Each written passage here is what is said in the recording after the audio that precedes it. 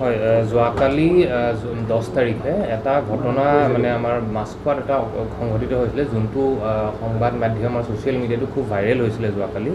যে গাড়ী এখনে আহি পেলাই মাছখোৱা অঞ্চলৰ মানুহ এজনক জবৰদস্তি কৰি গাড়ীত বহাই লৈ উঠাই লৈ যোৱা ভিডিঅ' এটা খুব বেছি ভাইৰেল হৈছিলে, যোনটো ঘটনা আমি ইমিডিয়েটলি আমাৰ ভৰলুমুখ থানাত যোৱাকালি ৰিপৰ্ট হৈছিলে প্ৰায় 6টামান বজাতে।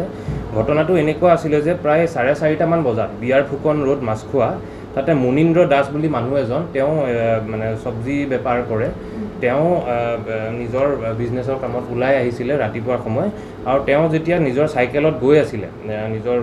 চব্জি লৈ পেলাই, তেতিয়াই চাইকেলত গৈ থকাৰ সময়তে এই গাড়ী এখনে আহি পেলাই ল'ৰা কেইটামান গাড়ী এখনৰ পৰা নামি তেওঁক জবৰদস্তি কৰি টানি আজুৰি গাড়ীখনত লৈ বহাই উঠাই লৈ গ'ল। তাৰপিছত ঘটনাটো এনেকুৱা যে তেওঁৰ পকেটত যি পইচা আছিলে, টোটেল 1500 টকা পাইছিলে তেওঁৰ পকেটৰ পৰা, গোটেই 1500 টকা পইচাখিনি লৈ ল'লে আৰু তেওঁ আমাৰ নীলাচল ফ্লাইঅভাৰৰ ওচৰতে কামাখ্যা গেটৰ সেইখিনিতে নমাই থৈ গুচি গ'ল। তো এইটো যথেষ্ট এটা ছিৰিয়াছ ঘটনা, কাৰণ এইটো কিডনেপিং ডেকয়টি গোটেইখিনি সংঘটিত হৈছে এই ঘটনাটোত। 5জনতকৈ বেছি মানুহ আছিলে। তো সেই ঘটনাটোত আমি ইমিডিয়েটলি আমাৰ ভৰলুমুখ থানাৰ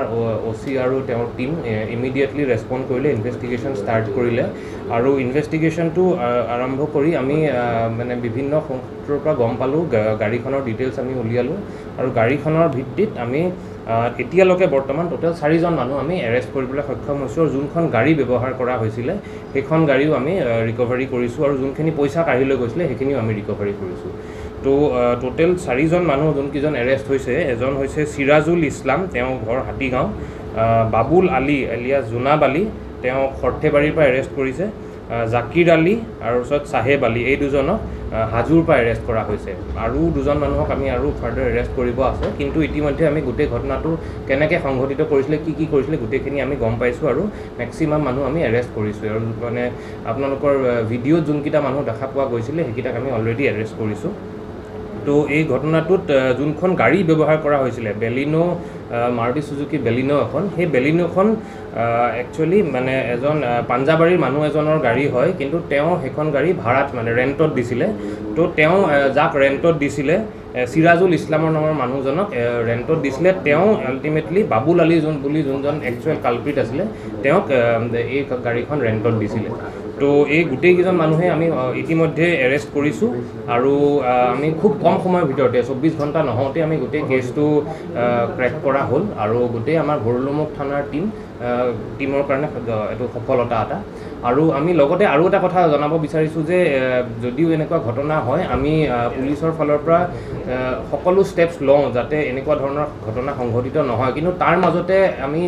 2-এটা ঘটনা হ'বও পাৰে, কিন্তু আমি সদায় ৰেছপণ্ড কৰিম, আৰু সদায় আমি এনচিয়'ৰ কৰিম যে পাব্লিক ছেফটি এইটো থাকে, আৰু সকলোৱে যাতে সুৰক্ষিত ফিল কৰে আমি গোটেই সমগ্ৰ গুৱাহাটী অঞ্চলত। মটিভটো তেওঁলোকৰ এইটোৱে আছিল যে তেওঁলোকে একচুৱেলি মানে কালি পৰহিয়ে গাড়ীখন ভাড়া লৈ বিভিন্ন জেগাত ঘূৰি ফুৰিছিলে, তেওঁলোকে মানে বৰপেটাৰ পৰা আৰম্ভ কৰিছিলে, আৰু বৰপেটাৰ পৰা আহি গুৱাহাটী পাইছিলহি, গুৱাহাটীতো আহি পালে পল্টন বজাৰ, পাণ বজাৰ, এইবিলাক অঞ্চলতো তেওঁলোকে ঘূৰি ফুৰিছিলে, যাকে পায় তাকে উঠাম বুলি। তো তেওঁলোকে যেতিয়া মানে মাছখোৱা অঞ্চলত যেতিয়া আহি পালে, তেওঁলোকে এইখিনি এৰিয়াই টাৰ্গেট কৰিছিলে, পাণ বজাৰ, মাছখোৱা। আৰ্লি মৰ্ণিং তেওঁলোকে ভাবিছিলে যে যোনবিলাক বিজনেছ কৰা মানুহ, তেওঁলোকে বেগে চেগে লৈ গ'লে মানে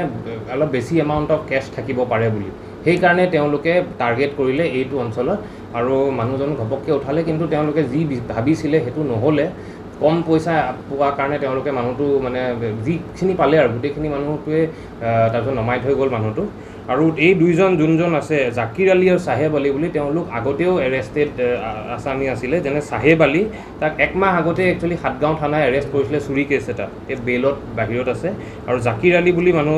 যোনজন আছে, তেওঁ হাজো থানাত এৰেষ্ট হৈছিলে 2023 চুৰি কেছ এটা। তো গোটেইকেইটা মানুহেই প্ৰায় মানে